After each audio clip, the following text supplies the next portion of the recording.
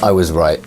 It did take some getting used to, but man, once you do get used to it, what a mighty e-ink tablet this is. And I must say that everything that I needed to know was right there in the user manual. No surprises there. But the first thing that you ought to know about any Boox device really is that they are going to give you a steeper learning curve, and you do have to be prepared to go through and read and learn all the features. And in several of my reviews so far, I've said that this is the one that you should buy if you don't mind getting to know settings, playing about with things to kind of customize this device to be what you want it to be. If you are willing to take the time to customize it, then it will reward you and it can do more. It does have more opportunities than any other of the e-ink tablets. So basically, don't expect this to be an intuitive device that you can just use straight out of the box. You're gonna have to get used to where to find all of the different things that you want from this device. For a device to do more, it simply has to be more complex. And if you're going to buy this over one of the other options, one of the other great e-ink tablet options that are out there,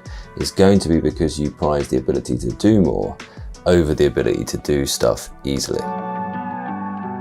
This is my full review of the Boox Note Air 2. It's a fantastic device. It's definitely in my top 5, and it's really been difficult to pick where this sits. I hope I've done a good job anyway in my comparison videos of actually showing you why you should buy a certain e-ink tablet over another. And this is the type of one that you'll buy if you're interested in technology, if you're happy to take the time to get to know settings, and if you're interested in customizability. Simply put, if you're an Android user and you like to customize your devices, then this is a great option for you. But if you're an Apple user and you just want it to work straight out of the box without any kind of questions, then maybe go for one of the other ones. Shots fired at Apple users, I suppose. This is the Note Air 2, and Boox seem really committed to producing these annual iterative designs. So this is almost exactly the same package as the Note Air 1, but just with a bit of a spec upgrade. I did a comparison recently between it, the Supernote A5X, and the Remarkable 2, and it came joint first with the Supernote. It's hard to look past its features. However, in a recent top 5 e-ink tablets, I put the Remarkable above it, and that shows you how subjective design choices can be. It suffices to say that it's well worth a position in the top e-ink tablets that are out there. And if you want something that's this size and can do more, this might be the one for you. It's a great all-rounder, and make sure you subscribe and you put notifications on if you don't want to miss any of my comparisons. I've got more devices coming in, and as they come out, I love to make those comparison videos for you. I have been using this for several weeks now as my daily e-ink driver for work. I do believe that they're excellent tools for professionals. And so this is based on my experience of actually using it for work. The videos I'm making on my channel about e-ink tablets are about letting you get the most out of tech for professionals. One thing I would say is that the main Notepad app is really, really good. And I love the feature, for instance, that you can actually make audio notes and you can play them back. Here, they just sort of sit saved within the Notepad for you to play back through the speakers on the device. I've probably got the sound off, so you won't be able to hear that right now. There are loads of different functions, and this isn't all. And you've got, for instance, text recognition, and it can recognize the text in place, or it can go ahead and recognize the text and put it into lines. Reflow, they call that. There's loads of different things. Isn't always the most accurate of the text recognitions, however. Now you can edit within that. I don't know if you noticed that, that was the Gboard, because you can actually choose your own keyboard on this, and I love on Android using the Google keyboard. You can add text boxes, you can lasso, you can draw lines. This is about canvas size, you can change the canvas size here. This is your layer navigator, this is your page navigator. You have loads and loads and loads of different choice when it comes to pens, and you can keep your own customized set of pens at the top here as well. I disable it with finger touch, which is quite useful actually. Add pages, search within the document, that is your undo button. There's so many more options here that I haven't even shown you yet that you can actually have as part of your sidebar if you wish. You can customize the toolbar. It also has this feature here, which is the little navigation ball, which lets you get to a quick set of menus, which I really like, the quick access to an undo button, and you can customize what buttons and functions you have on that quick access navigation ball. The other thing, of course, because it's a Boox tablet, is really closely linked into the library and the reader. So you also have a really good reading app in here as well. And you can annotate everywhere in that reading app. It's an excellent e-reader and note taker. And if you're looking for one device for all your reading and note-taking needs, and this might be the one for you, largely because it does have the backlight, which I think is essential if you're looking for a device that can be a reader as well as a note-taker. Most people don't note-take in the dark, so you don't necessarily need a backlight. But for readers, most people do at some point in their time actually read at night, and so that backlight is useful. And let's not forget that you can play games on here, and you can download any app you want. For instance, you could have a chess app. Let's not forget. Playing chess on an e-reader, that's the dream really, isn't it? And because of the vast and varied capability of the device, you'll find loads of customization as well. The interesting thing is I don't think your experience of this device will be much like my experience of this device, because you'll learn to use it in a different way. For example, I was using this to draw initially, and I didn't like the fact that every single time you sort of moved the canvas around, it did this rendering thing. But you can turn that off if you want. So usually if you find something that you're not so keen on about the device, is this rendering thing here, you can actually adapt that and customize that to make that your own. The drawing is really good on it. One thing I'd say they would need is a kind of global handwriting input like Scribble on the iPad. I think that could make it a really strong device. One thing to think about is that it does feel more like an Android tablet than most of the other e-ink tablets, which are going for a kind of notepad feel. That's because it is this kind of cold metallic feel. You might not like that, but that could easily be solved with a good case, of course. Typing on the normal keyboard is a bit of a pain, but of course I've changed that straight away to be the Google keyboard.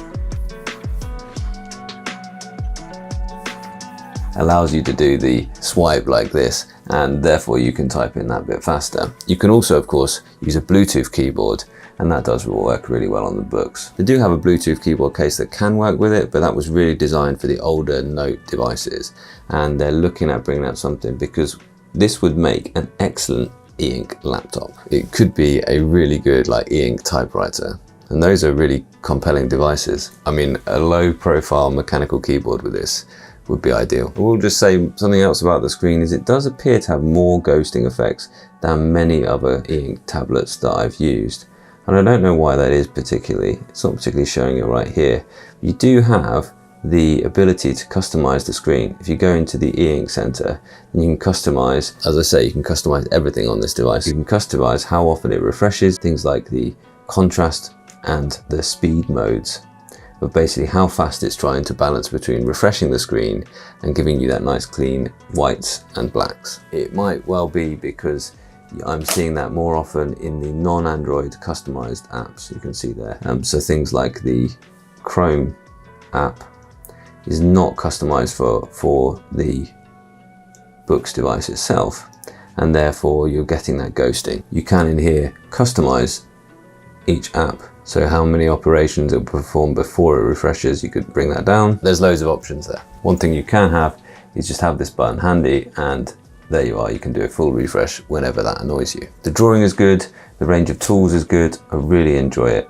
The pen feel is good, I have really enjoyed drawing on this tablet. I think, as I was saying, this is a device that can go and do everything well. This is the jack of all trades device, really. If you just want one device to take over a lot of different functions in your life, this might well be the one for you. The nice thing about the Boox platform is once you're signed in, it will automatically update all your notes across all Boox devices. So you can actually have one of the smaller ones or the larger ones and use them simultaneously, interchangeably, depending on what your day holds. If you want to take the tiny one or the big one, you still have access to all your notes in the Boox cloud.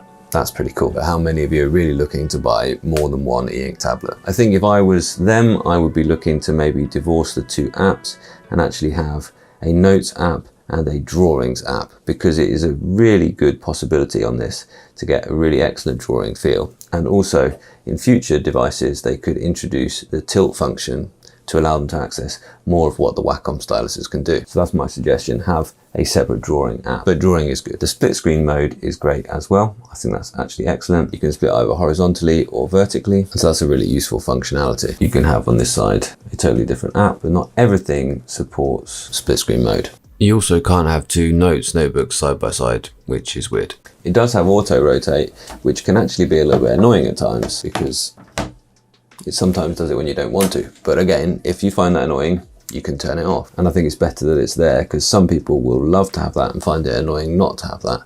and other people will prefer just to get used to using it one way around. I also had a bit of a heart-stopping moment where I actually thought I'd lost all of my notes, and I hadn't lost all my notes at all. What had happened is that it had forgotten that it was logged in as me, and all I had to do was put in my login credentials and they all appeared again. I found that on forum. Other people have had the same experience. It was just a case of signing back in and all my notes came back. They weren't lost at all.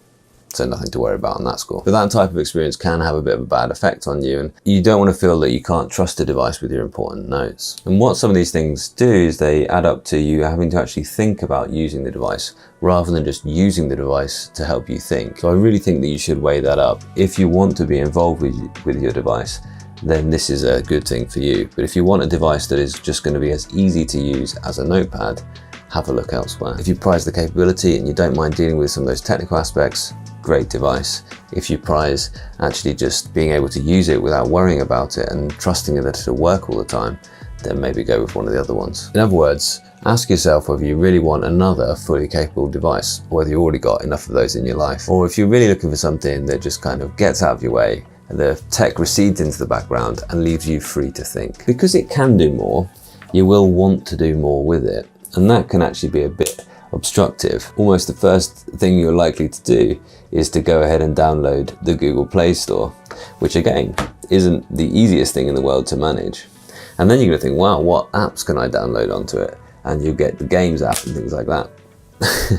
And you'll probably, like me, get chess. And then it'll become a really expensive chess machine, whereas you probably can already just play chess on your phone quite happily. So if you've been sold the e-ink tablet experience by Remarkable of it being this kind of elegant productivity tool for your meetings, then maybe this isn't the device for you. Do you just want something to replace your diary? Or do you really want to make sure that you can actually go in and use the full Gmail app and use whatever calendar app you want and use your Microsoft apps, access Trello for your scripts on the actual e-ink device? If you do, if you want an Android e-ink tablet, this is the choice for you. And if you want to spend less time staring at LCD screens, less time staring at your phone, and know that the e-ink screen is the thing that you really want, then this is certainly going to be an excellent choice for you. Some of my videos coming up soon. The Boox Note Air 2 can do so much with very few compromises.